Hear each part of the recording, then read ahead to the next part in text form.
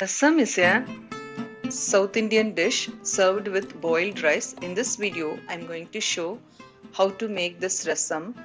I'm going to prepare 500 ml of rasam. For that, I'm using small size of tomato.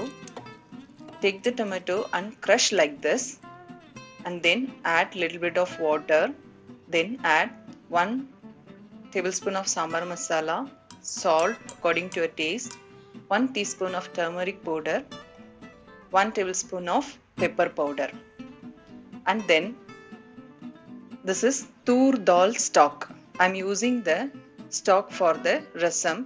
If you are not having this stock, no problem, you can use normal plain water, but I'm using this stock. This gives better taste to the rasam. Try to use this for rasam. After adding this, keep it aside for 15 minutes, and then next step is seasoning. For that seasoning, I am using 4 to 5 number of garlic cloves, mustard seeds, cumin seeds, and asafoetida.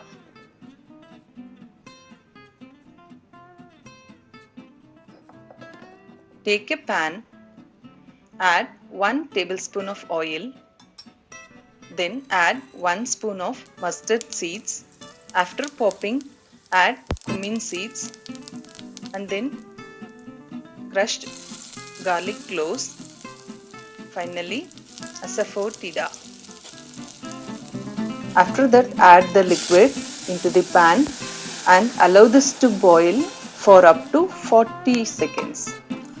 40 seconds is enough for this dish. Generally, seasoning is the final step, but in the rasam, I always used first step as a seasoning.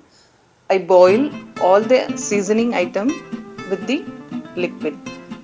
This gives a better taste to the rasam. It is almost completed.